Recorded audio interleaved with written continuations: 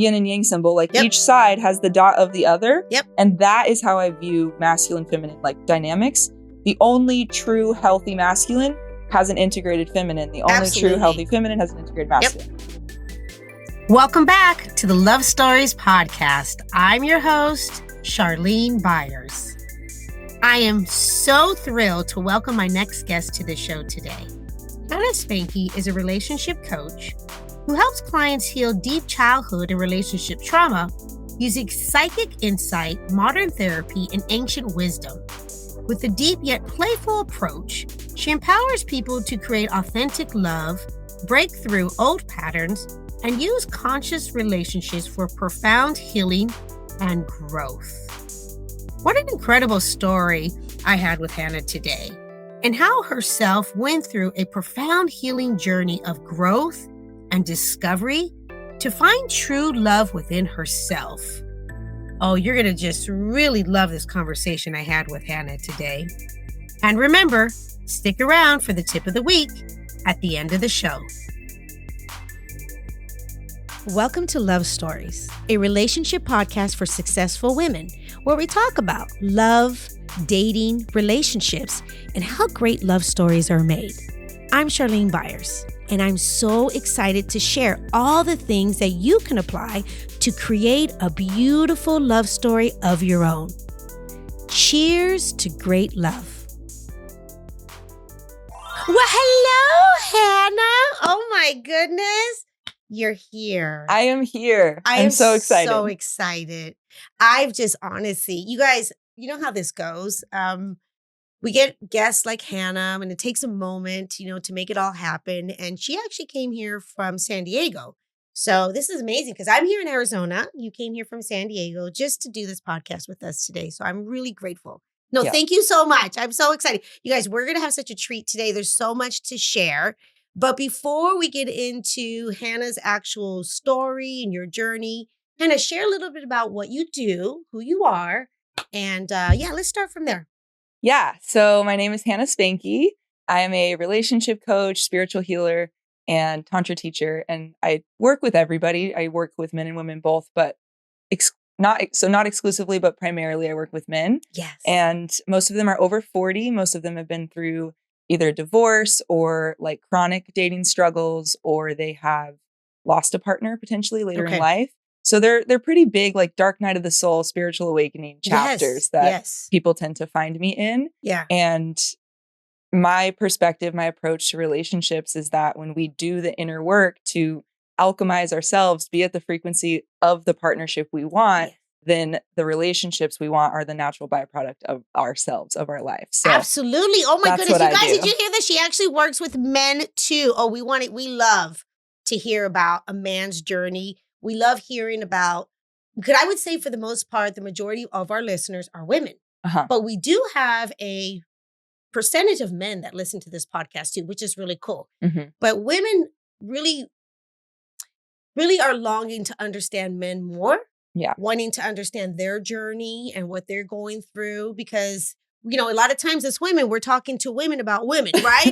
We're like, and sometimes I'm like, ladies, hello, men are different. They're different than us. And that's the beauty of it. Yep. And so just to be able to have that conversation with you today, and I know you help women too, of course, but for you to give us a perspective of their journey and what you're hearing from them and what they struggle with.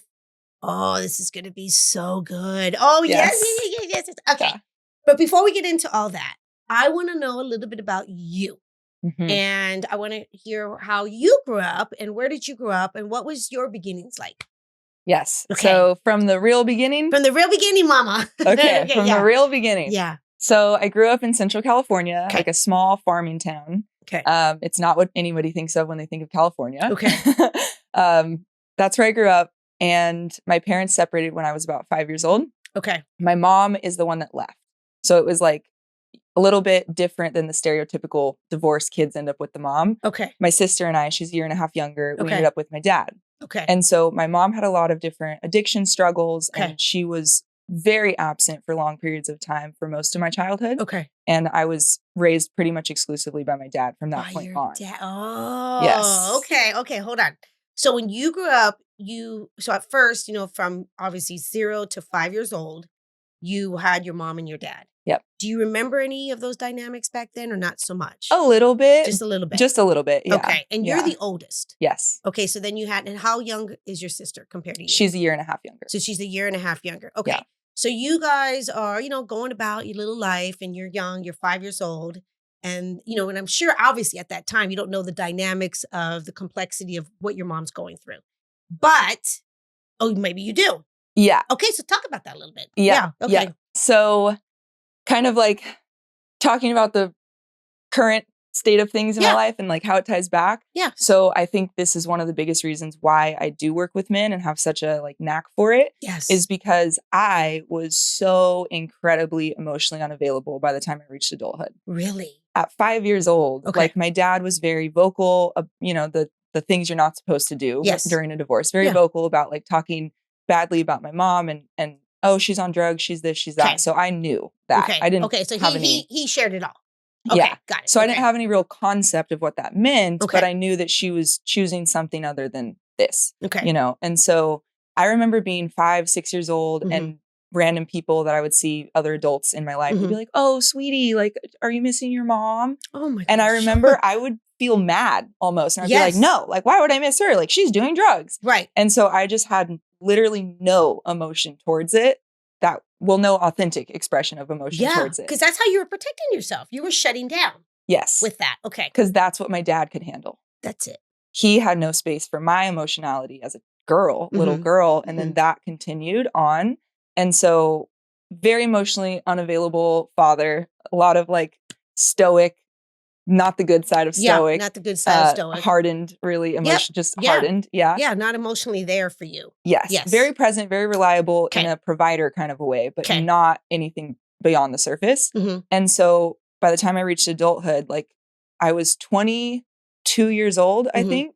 That was the first time since I was 12, and the 12-year-old time was an isolated event that I had ever grieved anything around my mom. Really? So that was a huge spiritual awakening, shattering, life-changing chapter for me. From when she left until about what, 20, you said? 22. Okay, so let me take you back, and I want to know what happened there. Yeah. So when your mom left, again, it was your dad, it was your sister. Did you guys have any other family around?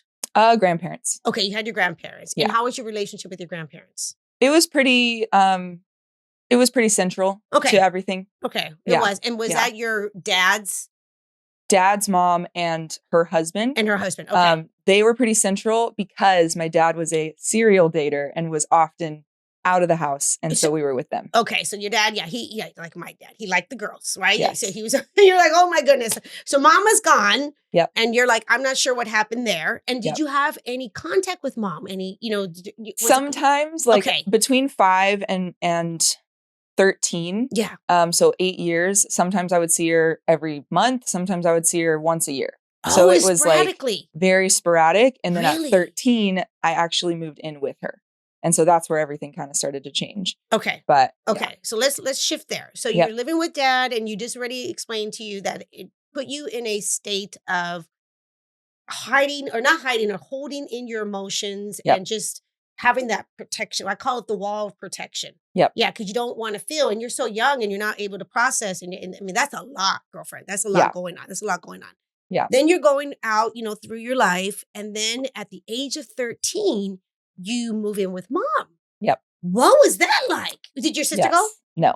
Okay. So just you. So you not only left dad and sister, you went with mom. And what happened there? Why were you moving back with mom? Yeah. So my dad was on and off physically abusive. Oh, he was. Not sexually, but he would just like snap very, very mad. Very and then verbal. he would take it out on me or my sister physically. Okay. And so at 13, there was an incident, and it was just like the worst it had ever been. Okay. And him and I were already constantly in competition and fighting. Yeah. I wanted so much more freedom, and he wanted to take it all away. And so I was like, I'm out. Yeah, you're like, I'm out of here. Yeah. Okay. So I left, and I chose, like, I was very empowered at the time around it. I thought I chose to live with my mom starting at 13, and I lived with her till I was 16. And she, very, very, very low income trailer park situation. Okay. Like, I paid the rent multiple times when I was like 15, 16 years old. Like a lot of addiction stuff still going on, drugs, gambling. So at that time, she was pretty much in the same type of way that she was when she left. When you guys were, okay. So nothing really changed for her. Yeah. Okay, got it. Okay. Yeah. That makes sense. Like maybe a half step more stability because she had a job. Okay.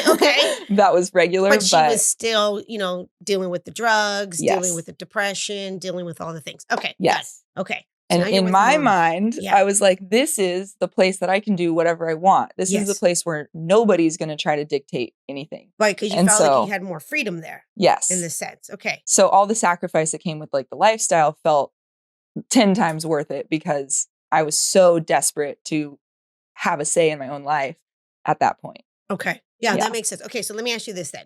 So because of how, your mom left when you were young, you were staying with your dad, and then you had this type of relationship with dad that was, it was hard, I can imagine, because you're like, dude, thank you for providing for us, but I need so much more than that. But we don't understand that. You know, we don't really understand that when we were young. It comes out later. How did that play an effect when you started liking boys and when it came to the matters of the heart? Did you find yourself interested in boys pretty young, or did you find yourself later? What was it? What was that dynamic for you? I was getting grounded left and right for watching like MTV Next and like all these stupid dating shows when I was like 9 years old. Okay. Like that's the only thing I was interested in. Okay. So you were definitely had an interest in boys from a young age. Yes. Okay. Yes. So what age then what age did you say then when you had your first real relationship, like your first relationship with the boy, not just a crush? I would say my freshman year of high school. Okay. Yeah. Okay. What happened there? What was that like? So. Yes. So I always go back and forth about like what was my first relationship. Yeah. So I lost my virginity like a couple months into my freshman year of high school. Okay. And that was not a relationship at all. That was just like a one-off, very high school type of experience. Like I didn't really understand what was going on. Okay. That just happened. Okay. Then shortly after that, I did have my first boyfriend. Okay. I was 13. He was 16. We were 1 grade apart. And for some reason, my dad was totally cool with that. Really? And like he would drop me off at his house. I had so much freedom around it. It was ridiculous. But like I couldn't go to the mall with my friends. That kind of stuff. So it was just very like arbitrary. That's weird. Rules. Yeah, it's a little different. You're like, dude, okay, all right. Yeah. But then you had this. And how long were you with this guy? So that was 5 or 6 months. Okay. And it was super, super, super toxic. He was, I don't know what was going on with this guy. He was very, like at 16 years old, very, very attached to the idea of like marriage and kids. Oh, really? And he would just get set off like insanely. Like he asked me what kind of car I wanted once. And I told him, and I said something about wanting to own all my cars and pay them off. And then he started crying and freaking out because that meant to him that I wanted to get a divorce in the future, or I was open to divorce. Oh my goodness. And oh my goodness. You're like, dude. Yeah. We're supposed to be just having some fun right now. We're not talking about this intense. So he was definitely in a different level. Yeah. Okay. So he that was my first. Stuff. Okay. That was my first serious relationship. Wow, guys are really strange. Yes. I would be like, oh my goodness. Yeah. I had the same. I had some weird ones. I was like, oh my goodness, what is going on with these guys? Okay. Yeah. So you had that little boyfriend. It was like 5 months. Yep. And were you at that time? So what was your mind frame when it came to boys and when it came to relationships? Were you thinking, I do want a relationship? Or you more like, I'm not sure what to do with these boys? Yeah. So this was true all through middle school and all of high school. I graduated 2 years early. I graduated like a month after I turned 16. Yeah. So it was short, but this was consistent the whole way through. Okay. I was desperately craving a relationship. Yes. But the way I went about it through what I had seen in a lot of different ways in my childhood was to leverage my sexuality as like it was transactional. Yes. Like, that's what you felt that it was. Now I see it in hindsight as that. Okay. I didn't know that at the time. You didn't know at the time. Okay, yes. And so I was like available. I was the cool girl. I was down to do whatever they wanted to do. That kind of thing. And then was just confused and heartbroken chronically about why they didn't want to be with me.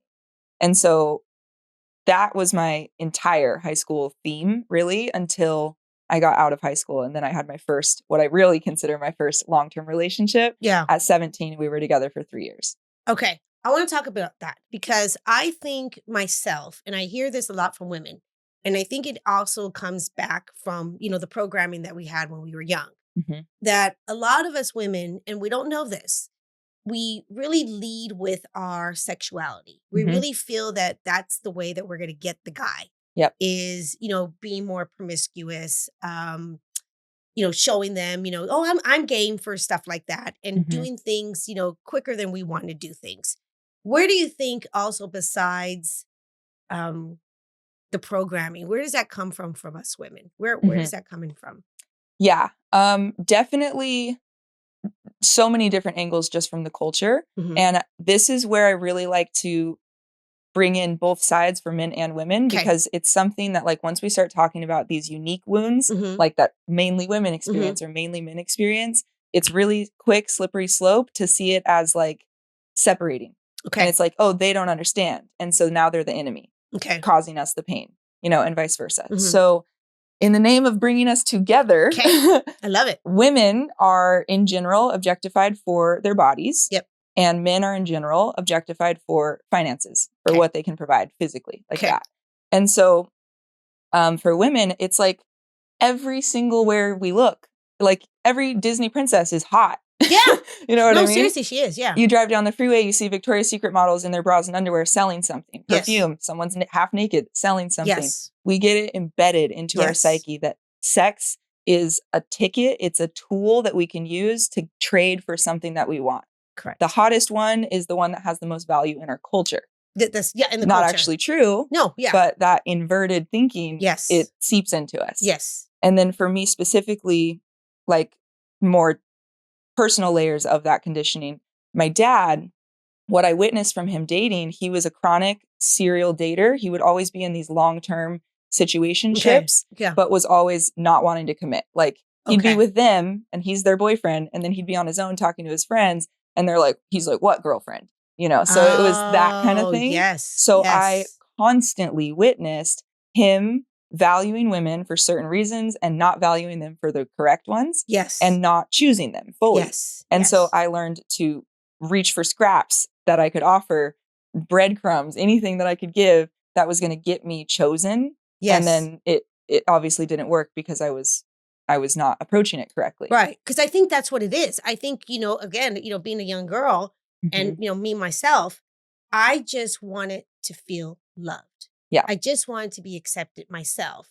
Yeah. I was in a situation that it was different. It was different than yours, but still I had a relationship with my father, who I have a great relationship with him now.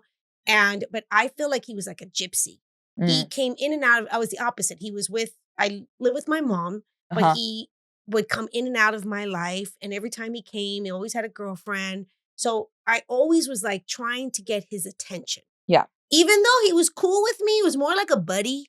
Wasn't your typical dad. He wasn't mean. He wasn't verbally abusive, but it was all I saw was, these beautiful women and him just going crazy over them. But then they wouldn't last a long time until he finally, I think he got married for a while, and then that didn't work. But anyway, whatever.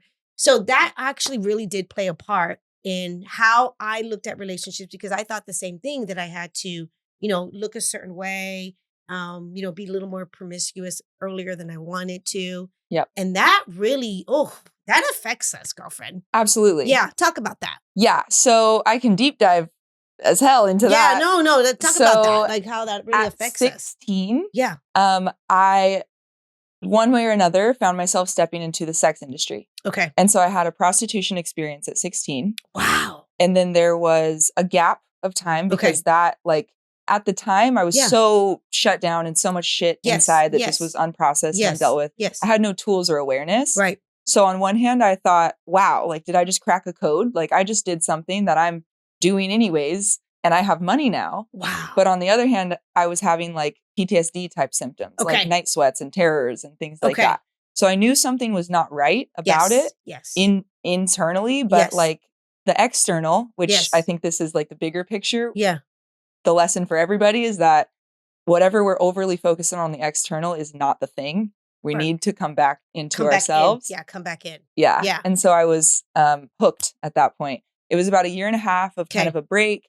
And then between 17 and 18, I had a couple of one-off like stripper experiences where I was doing like bachelor party kind of things because I had a fake ID. Okay. And those very grungy home stripper companies Oh my goodness, yeah. don't need a social security card. Social security card. Oh No. my goodness. Yeah. And you were young and you were like, hey. Okay. Yes. Okay. So then you're in this situation. Yes. So then I did that. And then that was a chronic fight in that long-term relationship I was in, like 17, 18, 19.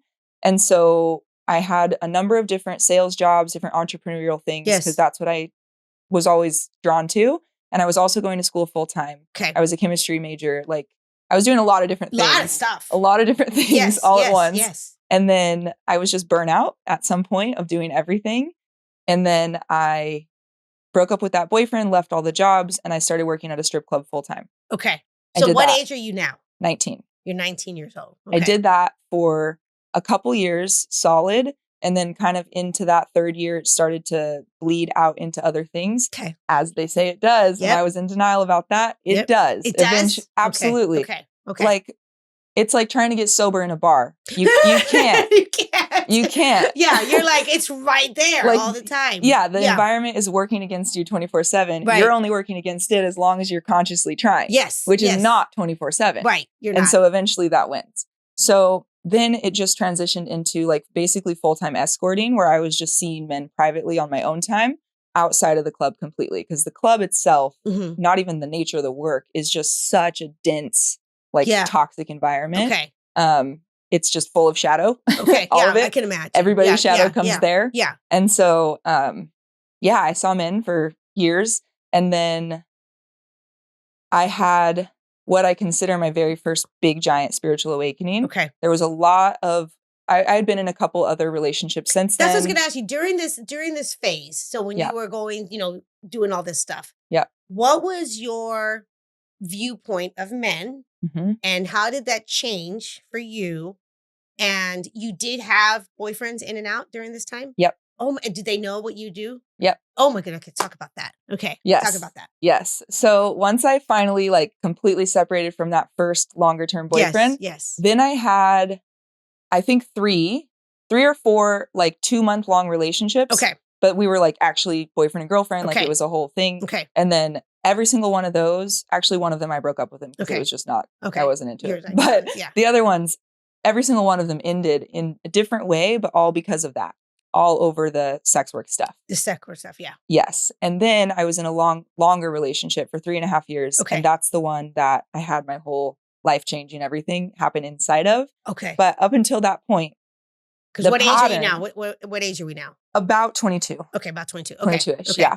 So then the whole running pattern for those set of years for me in relationships was almost feeling like I was convincing the guy to be with me in a committed way because I was selling him on all these other parts of myself and I would downplay what he had to tolerate about my life. And I was so compartmentalized about it. I truly didn't see it as a conflict. Yeah. As long as he could ignore it, I could ignore it. Right. But obviously that doesn't last. And then they would get bothered and then I would feel rejected or not accepted by them. But all it was in the long run, like I can see now, was they were mirroring to me my lack of acceptance of myself for what I was doing. Wow. So that was and that my goes battle. back from how you were as a little girl. Yes. When you said that you would just kind of close that, certain parts of you down. Yep. So that was starting to really affect, they started seeing something or you started seeing something. Yes. Okay. Yes. Wow. And similar to what you said. Oh my goodness. Yes. Yeah. So similar to what you said about your dad, that was very much my childhood experience. Like he was always, my emotional experience was that he was always picking a different girl. Yes. Spending time with them and not me. Yes. And so that was the pain throughout all of my adult relationships up until that point.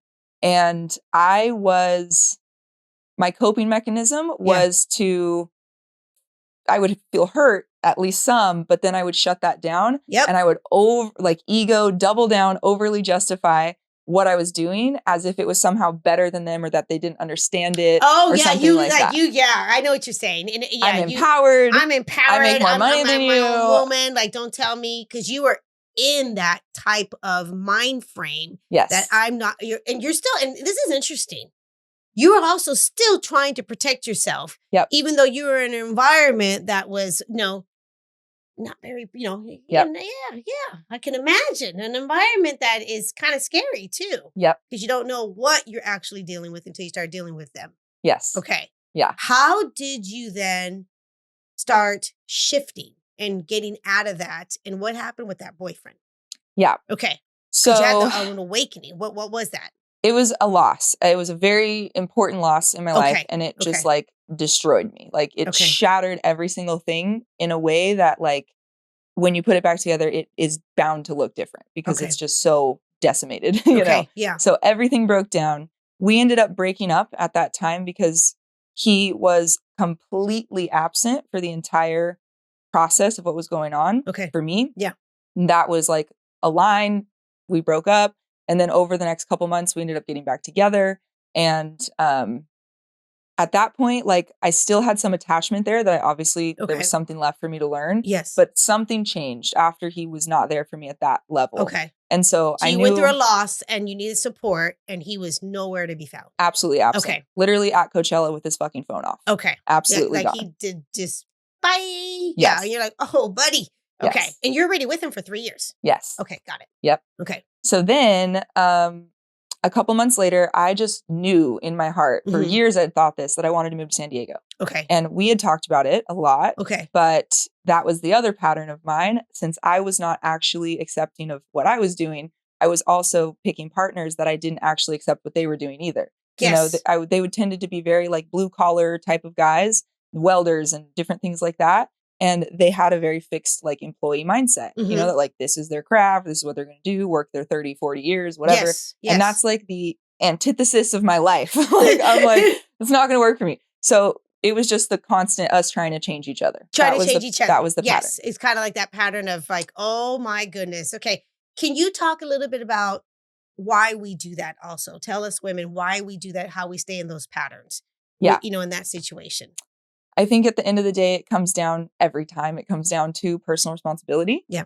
We live in a culture that fosters victimhood. Yep. And it supports that in 101 ways. And I think that's our, like, ultimately everybody's soul journey is to find that connection to the fact that we have the ability to create our own lives and take the weight of that. Because when we hold that, yeah, it's heavy, but it also creates all the freedom we want. Yes. And so not taking personal responsibility by trying to change somebody like can look like trying to change somebody. Yes. Because it's like, oh, well, we don't really get along, or I don't really like your mom, or you have a different life path than what I really want. Yes. But I'm going to stick around because I'm getting the breadcrumbs that I want, not the whole thing. And I am not quite willing yet to take responsibility for taking an option that's not a full fuck yes off the table and dealing with that pain and deciding that I want to be available for something else. Yes. Like only we can do it. Only we can do that. And that is such a place when people can understand this. And again, this is why I'm doing these conversations. Because when we can understand that in that type of level, it is so freeing and so empowering. Because when we put that on somebody else in another relationship, and again, I'm not saying that there's not relationships that you're in a relationship and then the guy does bad things, right? We're not controlling that. Yeah. But when we stay in the victim mode and we don't make decisions based on, well, that's not what I'm not gonna stay with someone like this. And we stay and we make, blame them. It is the most disempowering position that us women put ourselves in. Yes. Okay. So you were in that.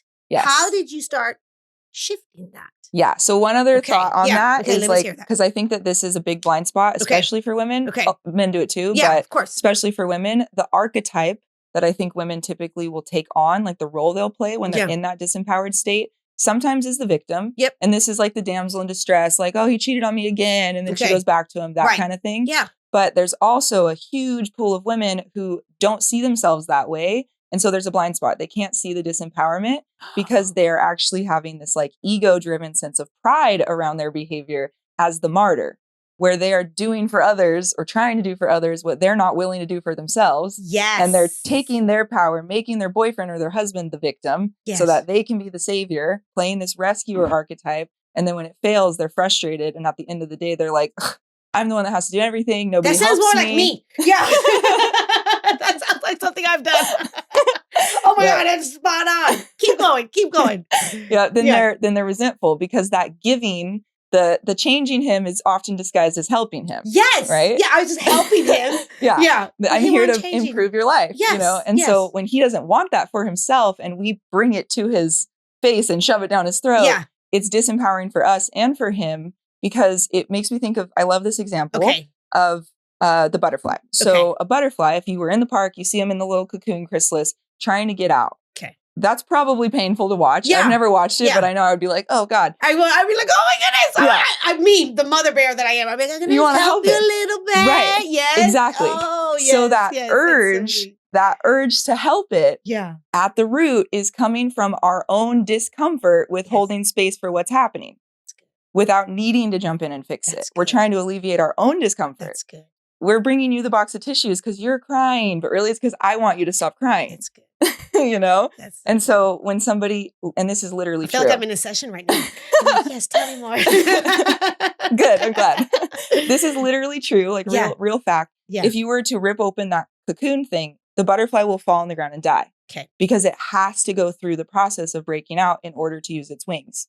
And so the empowered version of the martyr in a relationship is like a coach archetype where you're able to hold space. You're still helpful. You're still like, I see that's hard. And this is what you could maybe do. Like you can still offer support. Something, but you're not, where you stop and where they begin. You're not bleeding that boundary where you're trying to interject into them, secretly trying to get a sense of validation from how they appreciate you when they don't want it in the first place. Yes, that's more. Yes. Yes. Wow. And I would say for the most part, when you talk to women, do you find that we are more that second scenario or more in the first scenario or a little bit of both? Do you mean empowered or disempowered? Yes, with the women when it comes to more of the victim or more... Or the martyr. I see. I feel like more the martyr. I feel like the martyr a lot of times emotionally, but I see the damsel in distress come out a lot when it comes to intimacy. Okay. When it comes to sex. Okay. But the other kind of name that can be the martyr is the seductress. Okay. So this is the woman who and the man is the victim in this dynamic. Talk and about that. The victim part for him is his lust, is his divine attraction to women sexually. He's like, wow, he's visual. He's like, oh my goodness. Okay, yes. Got it. So Sexy McGee walks in and she's the seductress and she's like, oh, hey baby. Yeah. And he's hooked. Yes. Maybe not coming from a sense of personal power and choice truly, but he's like, ooh, shiny object. Now he's on the hook. That is like, wow. Yes. And then really fast, those roles switch. And now he's her knight in shining armor. He's her savior. She's the damsel in distress. And he's spending the rest of that relationship trying to help her take care of herself, trying to get her into a new job, trying to do all these things because she says she wants them. But she's not really taking that responsibility herself, which is displayed in how the relationship came together in the first place, by leading with something that isn't her truest value in order to get something for it. Yes. Yes. And that's so good because we talked about just a little earlier how I feel that a lot of us in general lead more with our thinking that's how we're going to get the guy. Yep. Like we got to lead more with our sexuality. Yep. But that could put us in a really bad spot. Yes. Bad spot. Okay. So then what started happening with you? So you would say you were more of what? The martyr? Or? I would say, well, honestly, when it came to all the sex work stuff, I played the bully. You played the bully? I played the bully in my relationships. Like when the guy would have a problem with it and he was feeling jealous or insecure or whatever, I would get mad because I felt like he was rejecting me in some way. Yeah. And so instead of playing the victim, which is like, oh, like you always judge me and just like, going down with it, instead of playing the martyr of like trying to bargain and like, well, I can do this for you and it'll make that better, I would get aggressive. You get aggressive. Fuck you then. If you don't like, and I got in your more. Yeah. I always call that too. I deal with archetypes and I'm always like, okay, we have, the little girl archetype is just the mad and just like, hell no. Yeah. Or we have, the other archetypes, which to me is like the mother archetype, which is more mothering and kind of like that. And then we have the bad. Yeah, we have all of them. So you were being more of that, what I call more of your daughter energy. Yeah. And like, oh, no. Yep. I'm not going to do this. Yeah. F you. Yeah. So just like I rebelled as far as I could from my dad, Yep. that's what I would do with them. Okay. But then we would switch back and forth there too, where I would play the martyr, which is kind of that mothering role. And this is something you can definitely speak to because you have so many boys. Yes. So naturally, the natural developmental progression from boy to man is so under supported in our culture. It is. There's no rites of initiation, rites of passage. There's nothing. No. And so it's just, now you're 18, be a man. Yes. And so the way... Bye. Yeah. The most common way that does play out still without the support is a natural rebellion. 6, 7, 8 years old, he's hugging onto mommy's leg because he never wants her to go away. But then 13, 14, 15, he's like, get out of my room. There's this... And you're spot on. And you're like, and you said earlier, you're not even a mom, but that is literally spot on. Yep. I tell this to moms all the time, especially mamas of boys. And that's where my background comes from, child psychology. So I literally tell them, I'm like, listen, from birth to about 5 years of age, it is mommy, mommy, mommy, mommy. It's healthy because that's what actually helps them develop their nervous system and their security. So that's a really healthy spot. But then they will start shifting. And and I always tell women, I said, listen, they still love you, but they need that separation. They need that separation from you. Keep going here, girlfriend. You're right on. Okay. So then in our adult relationships where it's less obvious, me as the woman, I'm playing mommy on accident because, he's the dark, lonely, depressed artist type, whatever that draws you in. That like, the shadow that's sexy, bad boy kind of thing. They're just tortured. And then we try to be that light. We try to bring all the healing to them, and we're mothering them by doing that. It doesn't work, ladies. It works for a second, for like a temporary relief, but naturally that same exact process has to happen where he will rebel against it. And now he's repelled by you for the same reason that he was initially attracted. And if you cannot evolve out of that mother archetype and you guys can come back together in an adult way, the relationship breaks. It breaks. It breaks. Yeah, because I'm telling you right now, I mean, even in the beginning, if they think that that's something that they're attracted to or want, it doesn't last. Because in the end, nobody, especially a man, well, I think women too, we don't want to be controlled. We don't want someone to tell us what to do. We actually just want to be able to show up. Yeah. So that's where that gets, okay. Oh my goodness. Okay. So with you, then what happened? Yes. Okay. So I was playing out my own disempowerment with all these men, where the story I was telling myself, this is how I kept it alive, this is how I tolerated that chapter of my life, was ego by saying, I'm the one in charge. I set my hours. I do what I want to do. I tell them how much to pay me, like all of that. But the reality is that I would never in a bajillion years be doing the things that I was doing just based on my free will if there wasn't a transaction tied to it. And so I was immediately discounting my actual value, which is limitless and priceless, into a dollar amount that felt okay for my ego right then. And so I was pedestalizing, I didn't realize it, but I was pedestalizing the power that they had in my eyes because they had resources that I didn't have. And I was giving them the power that I had that they wanted in exchange for that. And eventually I hated them for it. Because same exact thing. It's like even though I was telling myself the story that it was on my terms, they were the ones that actually had the power in that dynamic. And so eventually that didn't feel good anymore. No. I couldn't lie to myself anymore. So once I had that big loss and everything changed, it was like the veil lifted and I could see the disempowerment aggressively clearly for the first time in my life. For the first time. So that was about 6 years ago. Well, a little more because I was completely out of it by the end of that year. And then you got out that of was about 6 years. Total, business. So then it was an entire burn everything to the ground in my whole entire life to rebuild it in a completely new way that separated my sense of worth and value.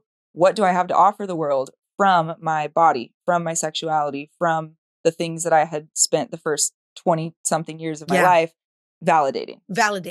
Yeah. What was and I know there's have to be layers here. But so many. So many. No, so many. But looking back now, when you really had that awakening, what was the biggest thing that happened to you? Was it literally just one day you kind of woke up and you're like, what am I doing?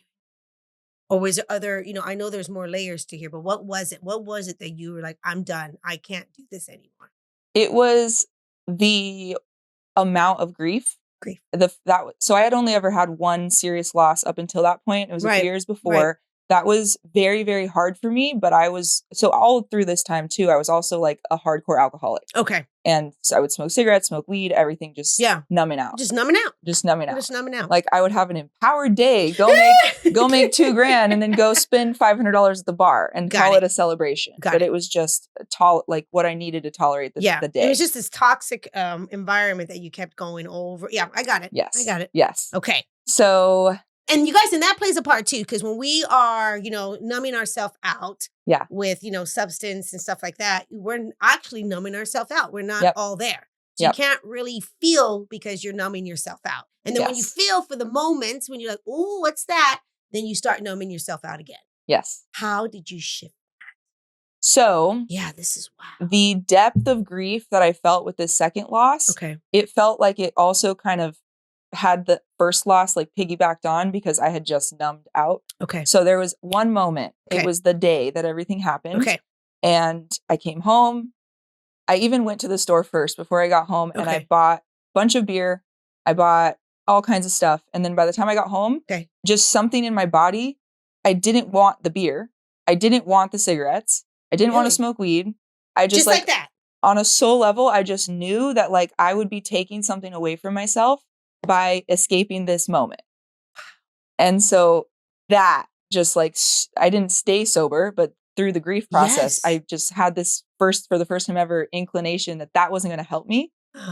And then all of a sudden, the contrast between me and my boyfriend at the time was real, real stark. Okay. He was living his life numbed out always. Okay. And so then I started to resent him for that. And way before I had any compassion or empathy for it, because I didn't have compassion or empathy for it myself you yet. It for yourself. Eventually. Have it for yourself. Eventually. Yeah. But at first it was just like, this is what I'm doing. And I know this is the right answer. And he doesn't get it. And so it was easier to kind of separate from that. And then I moved to San Diego. And so it was a rapid transformation, a very, very, very fast year of everything falling apart. Everything's falling apart. Yep. And isn't it interesting? You're looking back now, and even though it probably was the hardest experience of your life, it was probably exactly what you needed. Yes. And that's why one of my like super specialties with the people that find me is heartbreak, grief, breakups, loss of a partner after spending 40 years together, like these unimaginable pains, because I understand human suffering in a magnificent way. Yes. And the value of it. Yes. There's no part of me that sees bad things as bad. Right. Ever. No, because I understand the value.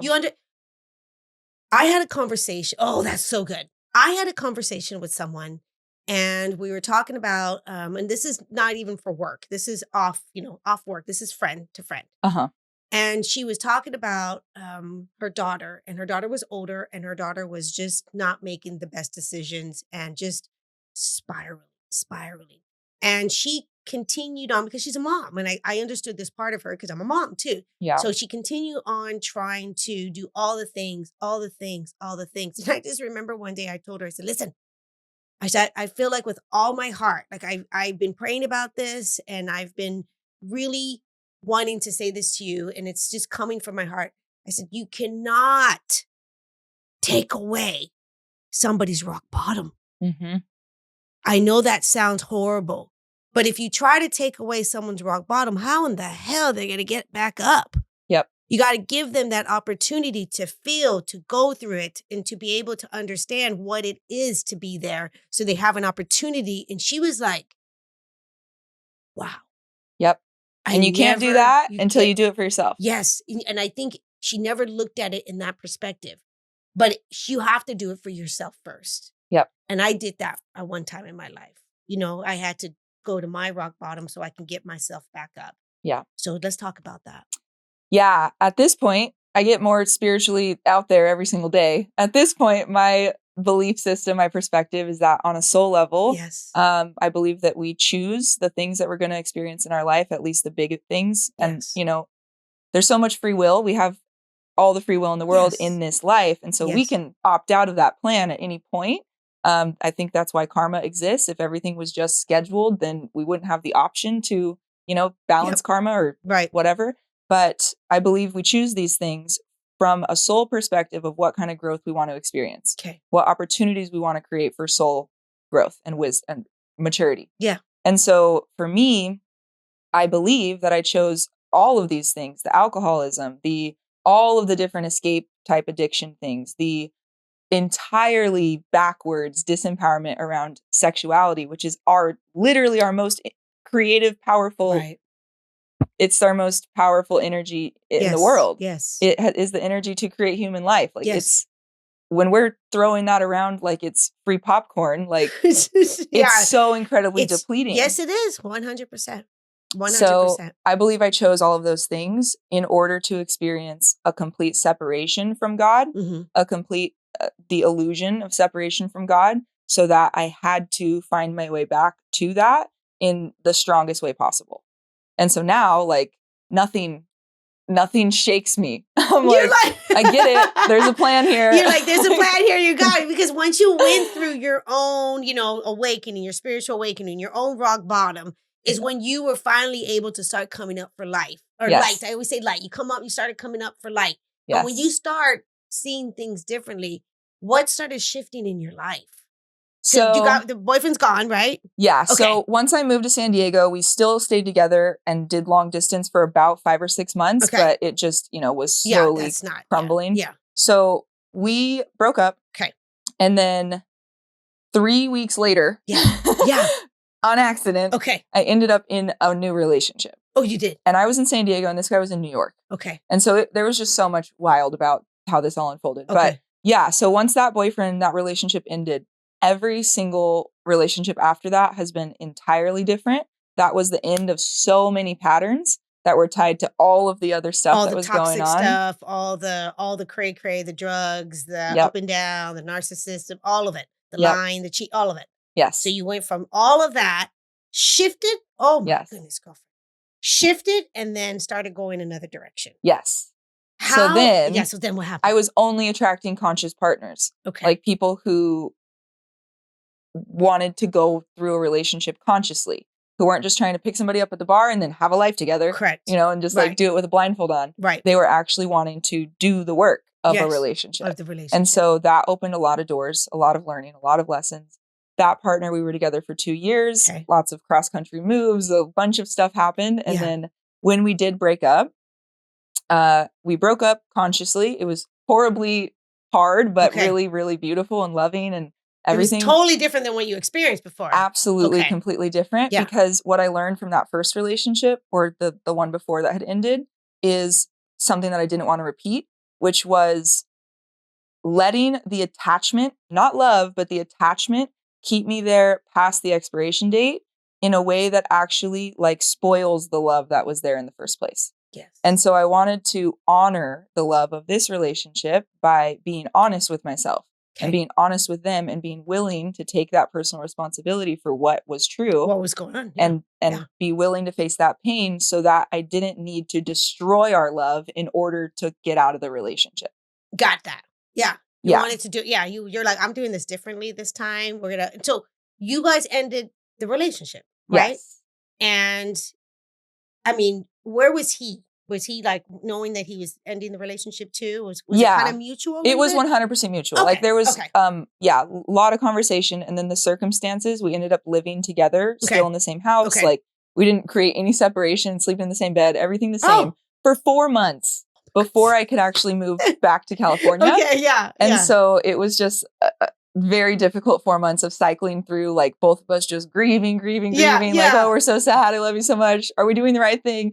And then we would come to the same conclusion and then kind of be numb for a week or two and then just go through that for 4 months. Well, I tell people all the time, I said, you know what? I mean, you can love someone and you can have, love for a person, but doesn't mean that that's going to be your person that you're going to spend life with. Yeah. There's times that you go through life and you can have not every relationship is your forever. And there's times in life that you go through great relationships, believe it or not. I mean, there's no perfect, but you go through certain relationships that it actually changes you for the best. Yes. And that's what it seems like this happened. Yep. Okay. So then after that, how did that relationship like shift you into doing what you do now? Because you're working with men. Mm-hmm. I mean, how did that all? So I had started my business in 2019. Okay. So like right after all of the earth shattering stuff happened, like literally like the month after, I was just on a mission. Like I was going to all kinds of business events, all kinds of things. I like learned what coaching was in the first place. I started doing like Gottman method couples therapy training, like just dove into every single thing I could at the same time doing every single healing type of modality I could for my own stuff. And so those kind of things, those two things went hand in hand. They did. Like my own personal healing and also being committed to being in service in some way. And so out the gate from that point, I knew that my like easiest first avatar to work with would be, how did I word it at that time? I ran a campaign. What did you say? It was divorced men over 40 who identified as nice guys who were tired of like finishing last. Got it. And it's because I understood deeply what was going on for that guy because he was my client in a different setting where he, you know, strip clubs are weird. People walk in and they just take off all defenses and they just like, they'll tell you, out. It's like they think you're a fictional character or something, you know? And so they have no filter. There's no boundaries. Yeah, there's no boundaries. So I got the most unique, like insider look at the pain that's going on for these men that drives them into these places. And how it interacts with my pain. And I could see the whole thing. You see the whole dynamics of how the man and the woman and what's been going on. Yes. So I knew that I could help them undo some of that. And so that was my very first like client. And I worked with a few men in that first launch. They were all one-on-one clients, had a few of them. And then I realized that I had a lot of work to do around women, like sisterhood wound kind of stuff. Got it. I didn't trust women. Like just all the things. Yeah, I got it. And, you know, my mom left when I was 5. So you didn't have that nurturing mom or had that somewhat relationship with your mom. So that was not familiar to you. Yes, I got that. Like that was probably in reality my biggest heartbreak of my life. Even though, you know, that loss I'm talking about is the one I remember as the most painful. That was the first and biggest one ever. Like that severance from her at 5 years old. And so women... we can't trust them. Yeah, I know. Because I'm telling you, just like anything else, we have some amazing women out there. And I'm going to say this right now. The majority of us ladies are amazing. But some of us, you guys, seriously, we're not nice. We're not nice. We got to be nice. Seriously. Yes. I don't know where that comes. I told you, I have a 17-year-old daughter. And, you know, I don't know how she's been able to do this. Maybe because a little bit of me. I don't know. But she's been able to kind of not master, but kind of figure out the girls that are not nice, the ones that are nice, and put herself in a more empowering position. Matter of fact, she just, you know what she got for high school? She's a senior right now. And I don't know what they call it, but you know how like when you're a senior, they vote, you know, certain subjects. I think it's superlative or something like that. But they vote, you know, one most likely to succeed, you know, best smile, most energetic, all that stuff. My daughter won, and I guess they voted. You know, she was like, I didn't even know they were voting for me. Best shoulder to cry on. So she has the most empathy for people. So she's been able to like, you know, not deal with that mean girl stuff. And then when she deals with mean girls, or she's like, oh no, we're not doing mean girls. But yes, I can imagine for you. Oh, that was hard. Women are hard. Everyone was a mean girl from my perspective. I can imagine. Because, you know, it's like a traumatized dog. It's like they're barking, not because they want to eat you, but because they're terrified. And so then there's, and then, you know, being raised by a man who was as stereotypically man as possible. Like I had no skill set. But I knew like when I first started my business, what I really, really felt passionate about was working with couples and like real relationship being a pathway to healing, using relationships and sex as a conscious pathway to spiritual growth. That's my thing. And I always knew that. I didn't have the words for it at the time. But I knew that in order to be in integrity with that work, I needed to deal with my own stuff around women. And so then I worked with women exclusively for about a year. And it was amazing. So much fun. So fun. Healing. And I was doing all my own work on the side, you know, alongside that. And then from there, I evolved into couples, worked with Okay. couples almost exclusively for a while. And then in the last year, then it was just kind of everybody. And in the last year, I've come full circle back to men. But it's funny because I wouldn't say most, I'd say at least half of my clients who come to me privately, they're coming privately. They're like, my wife doesn't know, or like whatever. Right. But within a short enough amount of time, I'm having sessions with their kids. I'm having sessions with their wife. I'm doing birth chart readings for their parents. Like, oh, that's so good. Because usually because that's really powerful, because a lot of men, this, I would say for the most part, again, when it comes to relationships, when it comes to going to seek help, wanting to change things up, it's women. The ones, they push it more. Usually men just kind of just stay quiet and in the back and just like, and they're miserable or like that. So for you to be able to have men want to do the work and come to you, that's really good. Yeah. That's really good. When they come to you, usually what are they dealing with for the most part? Like what, you know what I mean? Like why are they, what's going on with them? What do you see? Just in what's general, a lot of unprocessed childhood trauma. Okay. A lot of lack of empathy and emotional availability for themselves. Mm-hmm. Different disempowerment playing out in different ways. Yep. Having no safety in their bodies at all around emotion or connection. And so they've been connecting in a mechanical, robotic way. And now they're at a point where like their heart feels the pain of that and they don't know what to do. And so then I can bring them into that understanding of it. Yep. And I'm also a clinical sexologist. And so I do some of that stuff too, like ED, premature ejaculation, things like that. They'll come to me for, but everything I do is entirely holistic. Like I don't do anything with pharmaceuticals or anything like that. Okay. And so 9 times out of 10, whatever improvement that does take place sexually as far as function goes is coming from the inner work. That's good. It's coming from psychological, really heart, spiritual healing. Right. So, right. Yeah. That's really good. I mean, that's so important, because I think a lot of times, again, when it comes to the relationships, when it comes to us women saying, okay, I want to find a certain type of man, we forget and we don't understand what they actually go through themselves. Yeah. And their process of, when they were a child and how they were raised. And if they were just raised, with a mother, if they were raised with a mother and a father, or however that is. I had a guest, and he was a man, he's a pastor. And he told me that when he was raised by, he said, men really need examples. It's huge for us men. Yeah. And I had such a beautiful example, because I was raised, I'm not your typical guy, believe it or not, because the majority of the guys are not raised the way I was. But I was raised with a mom and a father who had a lot of love for each other. And they really wanted to keep the family union together and work hard together. And they were each other's best friends. And so I knew from an early age that my view of marriage, my view of relationships was very positive. He said, because I saw it with my dad. And he said, but I was around, the majority, he said, I was pretty much the only one, truly, like my friends, that had that.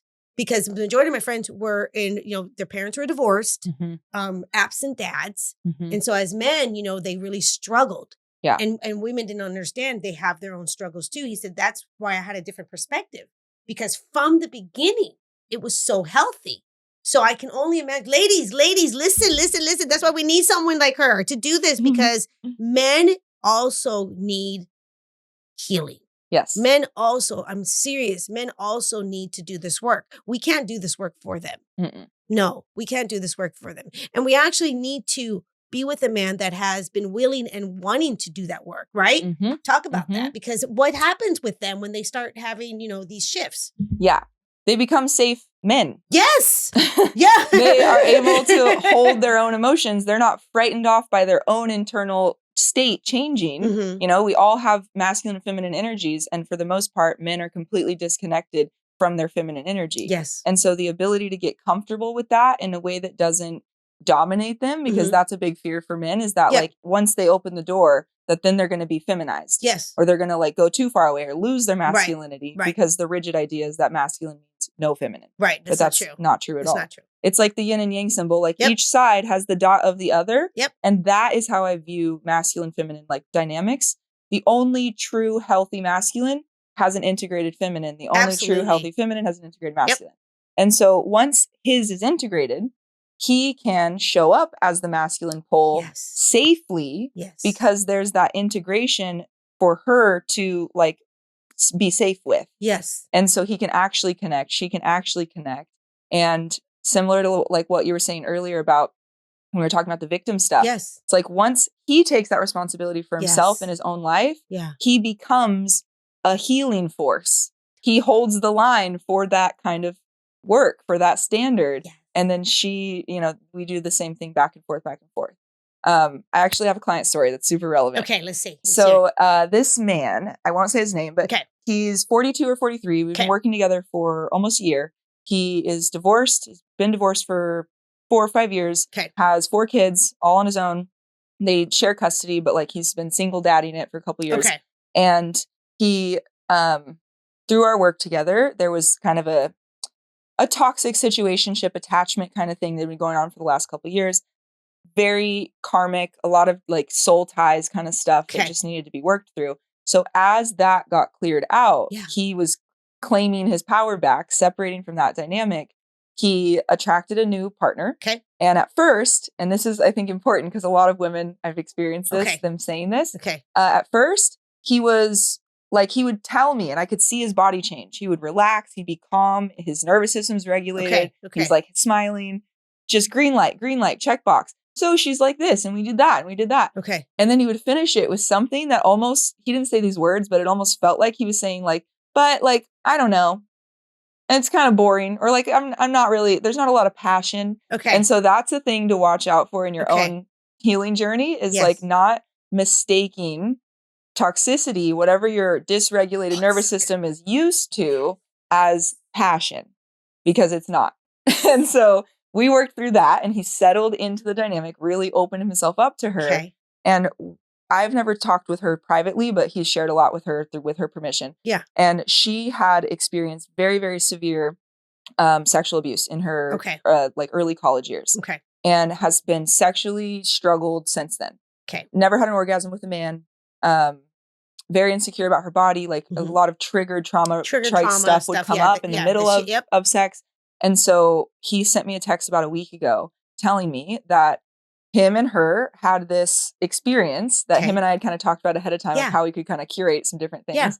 And they've been working on these different conscious sexual experiences to bring safety into it. And he said she had like 3 orgasms. It was just like back to back to back. And it was just this crazy thing. She was probably like, what is happening? Yes. And he said once it was over, she literally looked like kind of like confused, like out of body, like shock. She went to go take a shower and had this like massive grief breakdown, shed everything around that trauma that she had been holding. And then maybe 2-3 days later, told him crying, came to him crying, told him that every time they've had sex since then, that's the first time in her life in 25 years that she did not have these traumatic memories coming up in sex, that she feels free from it, that she has her power. With also a healed man. Yes.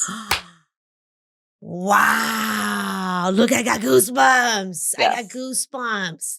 So when we do the work for ourselves, that's the mind fuck, is that it's selfish, but it's not. It's not. It's the only thing that allows you to be in service. Okay, let me ask you this. I know we're keeping you. I'm so sorry. Oh no, I don't even know what time it is. I know the time. I know. She did say it to us. She's like, I'm going to keep eye on the time, but we got to wrap this up, and I know that. But hold on, this is so good. Okay. For the listeners that are listening to us right now, for women, and let's talk about my single ones. Okay, I have a lot of single ladies that listen to this podcast. I actually created it for us single ladies. I'm not single, but I was. If they are looking for, obviously a man that is in alignment with them, a purpose man that they're going to have a purpose with, all the things. Can you tell us, like, seriously, what are some of the signs from the beginning that a woman needs to look for? What are, the green flags, some green flags and some red flags? Yeah. Okay. That he does not lose focus or lose presence when they're talking. Okay. That is just a direct reflection of his capacity for holding anything. Okay. If he can't give you his full presence, and when someone's really listening or someone's like, not, even if they're looking at you, then that times 100 is what your sex life's going to be like. Just disconnected. Oh, and that is traumatic. And that's how we get traumatized in a relationship. Yes. Okay. So that. So if you're dating a guy and this guy is, even though he's a nice guy and from the beginning, he's just not holding. Yeah. Okay, that's a sign. Then his masculinity is immature. Okay. It's not, he hasn't developed it enough to be able to really be there. Okay. Yeah. Okay. Did you hear that, ladies? So if he's not right there with you, then that's an actual sign of his maturity with his masculinity. Okay. Yeah. What's something else that we need to look for? How distraction oriented is he? Okay. Is he like very pleasure oriented in his life? Is he like, watching porn? Does he have bad eating habits? Like those kinds of things. Okay. Because that sort of like reach for the thing that brings me comfort right now is going to be the baseline for conflict when you guys reach that point, which you do inevitably. Yes. He won't be there with you. He's going to be looking for his own relief. So good. So that's one for sure. Okay. Wow. Those are good. There's already two, ladies. Okay. That's really important to look at. Yeah. Okay. And then another one? The third thing that comes to mind sexually is if you feel any sort of pressure at all, any sort of like, there's a fine line between desire, because we want to feel his desire for us. Yes. But we want to see him like energetically, we want to see him sitting in the chair, losing his shit about how much he wants us without doing anything. Got it. Without getting up and trying to take anything from us. And so making his desire known, being confident about it, but without needing us to do anything that like meets that need for him immediately. If he can't hold space for his own desire, then he's in a very like patriarchal, wounded masculine type of place internally that is oriented to have a desire and take it. Have a desire and take it. Good, man. Wow. What a great point.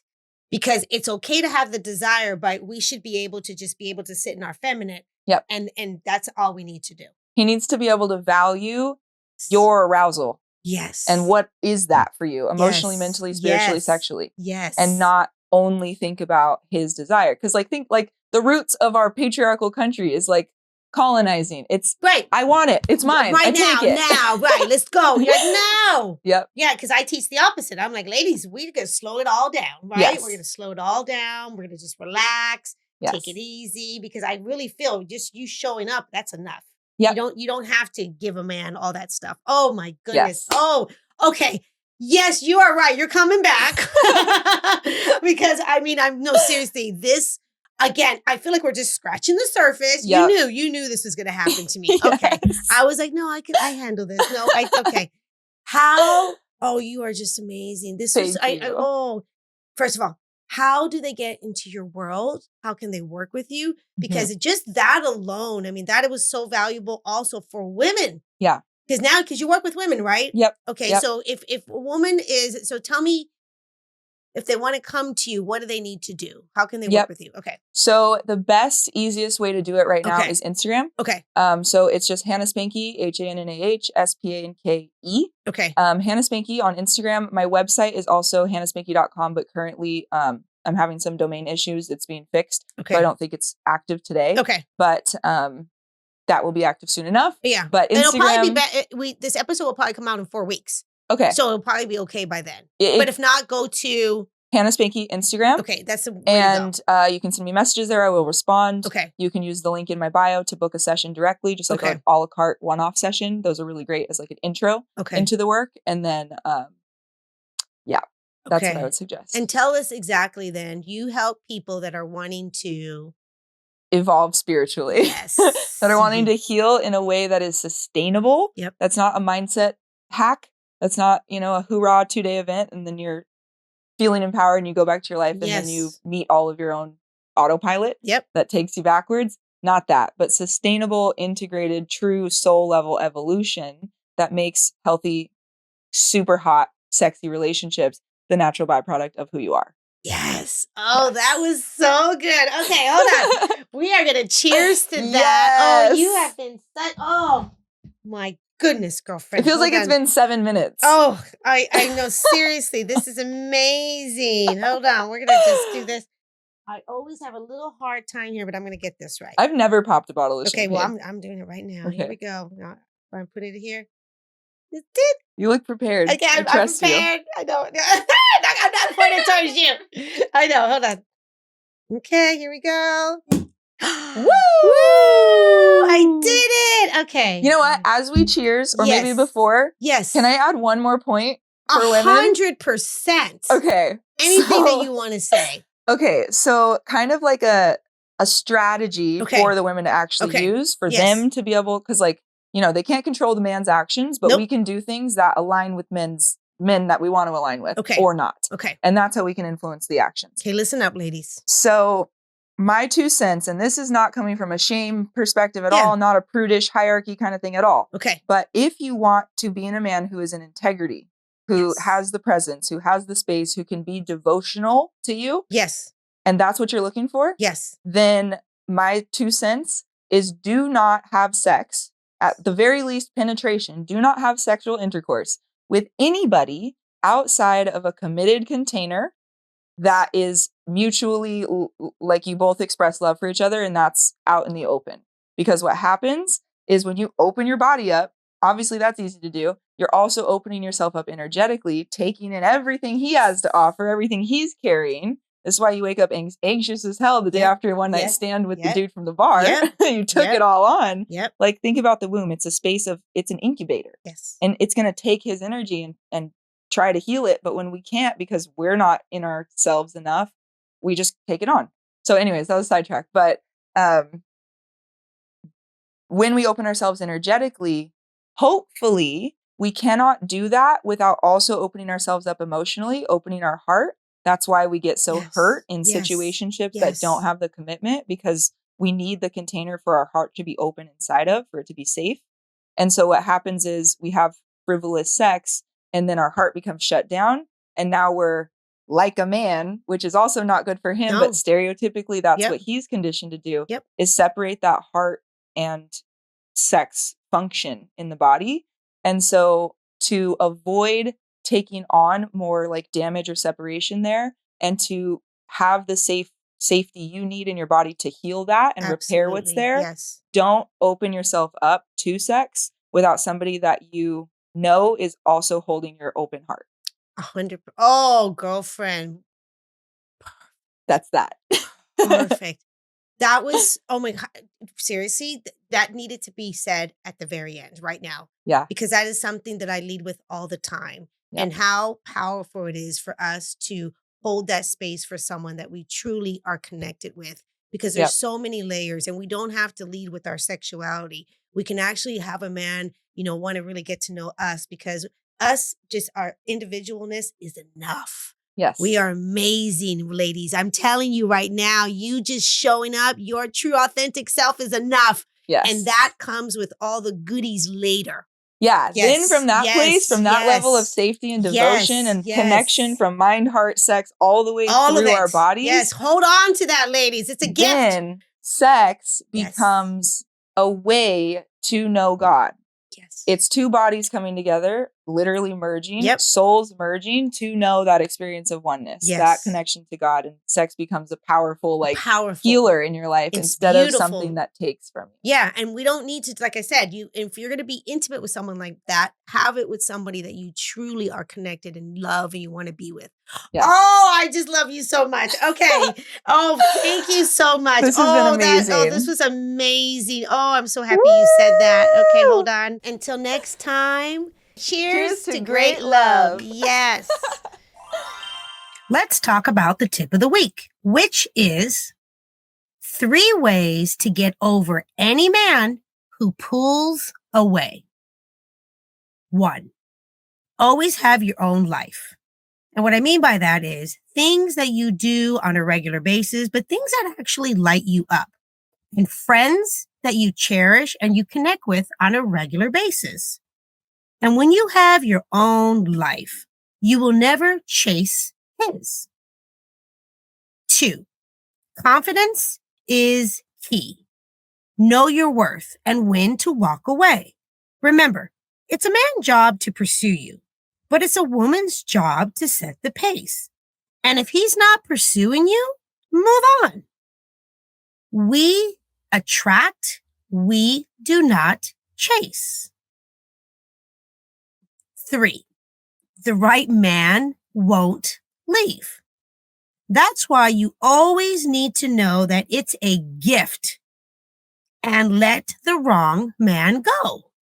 You will never have to worry if he's into you or not. He's going to show you by his actions that he's into you. He will continually show you that he wants to be with you if he's really into you. The dating game isn't broken, but it is rigged against unhealed women. Because here's the deal. If you keep attracting the same disappointing men, it's not luck. It's a pattern. And when you heal your love blocks and you start shifting your energy, you will see how the game changes in your favor. And if you would like to learn more on how to date and how to clear your love blocks in a 45-minute private session with me, you will get the exact clarity you need to start attracting a completely different set of men. So please look in the show notes and to book your 45 session with me. And you don't have to keep wasting time. I'm serious, trying to figure this out on your own and keep meeting the same type of men. I'm here to help you find the one. That's a wrap. What an incredible story about transformation and reinventing your life for what you truly feel, what's in your heart, and how we all have to love and feel proud of ourselves first before we can expect anyone else to love us that way. We need to go within first. Thank you, Hannah, for such an incredible conversation. If you're loving this podcast and these incredible conversations, please hit a subscribe button and leave a 5-star review. Don't miss an episode, because each week I'll be bringing on guests and experts who will share their knowledge about love, dating, and relationships so you can apply it into your own life. I'll see you next week. And until then, cheers to great love.